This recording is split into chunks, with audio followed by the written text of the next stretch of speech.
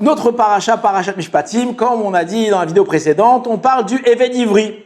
Dans toutes les lois du Eved Ivri, il y a une règle, à savoir que si le maître, donc qui a acheté ce Eved Ivri, il a ce qu'on appelle une Shifra Kenaanite, ça veut dire une esclave étrangère, et il voudrait que cette esclave étrangère donne des petits esclaves, des petits enfants.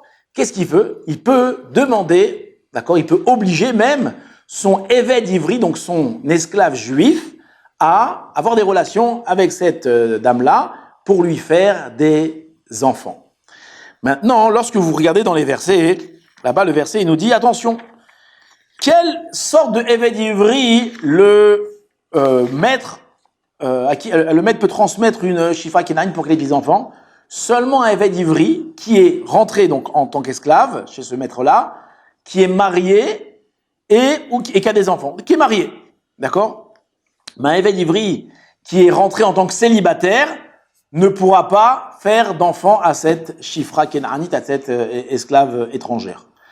Donc la question qu'on pose quand on lit cette halakha-là, on s'étonne un petit peu, dit au contraire, je sais pas, s'il a une femme et des enfants, alors comment on va lui donner une autre femme pour qu'il ait des enfants avec elle? C'est pas très joli. S'il est célibataire, bon, alors donne-lui elle est étrangère, c'est vrai, mais au moins que, voilà, quoi, qu'il ait une femme ou qu'il ait des enfants.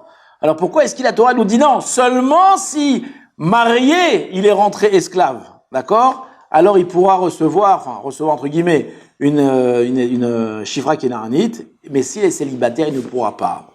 Alors c'est une question, et qui est étonnante, et Baruch Hashem, il y a des réponses aux questions, et sur cela on trouve 3 réponses. La première réponse, c'est lorsqu'on va aller entre guillemets au marché des esclaves, enfin c'est pas réellement un marché, puisque c'est le Bedin qui va vouloir vendre cet esclave-là, et on va nous proposer qui veut acheter un célibataire qui est musclé, fort et intelligent. Alors tous les gens vont dire moi je vais l'acheter bien sûr. C'est très utile d'acheter un esclave comme ça. Pourquoi? Parce qu'il va faire beaucoup de travaux à la maison, il est fort.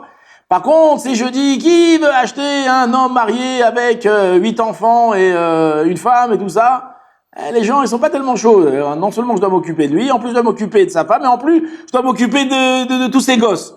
C'est difficile. Donc la Torah, afin de motiver les gens à acheter, donc à aider ces esclaves qui sont vendus à cause qu'ils ont volé, elle va dire au Adon, écoute, si tu prends cet homme-là qui est marié avec des enfants, tu pourras l'utiliser pour féconder une esclave étrangère afin qu'elle te donne des petits esclaves. Mais s'il est célibataire, tu ne pourras pas. Ça, c'est la première raison. La deuxième raison, c'est que s'il est célibataire, qu'est-ce qu'on craint?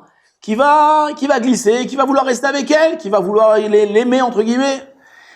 Par contre, s'il est déjà marié, il a des enfants, alors, le matin, quand il retourne chez sa femme, elle l'attend avec le rouleau à pâtisserie, d'accord? Qu'est-ce où t'étais hier soir? Ben, c'est le maître qui m'a dit, attention à toi que tu tombes amoureux d'elle, attention à toi. Et donc, il a une femme, cet homme-là, qui est là pour le protéger, pour justement pas qui tombe dans la faute grave et qui partent. D'accord? S'il a une famille, il a des enfants, on ne peut pas les abandonner. Ça, c'est la deuxième raison. La troisième raison pour laquelle seulement celui qui est marié a le droit il pourra féconder une Shifra Kenaanite, c'est parce que lui, il a déjà des enfants. Il a déjà une descendance.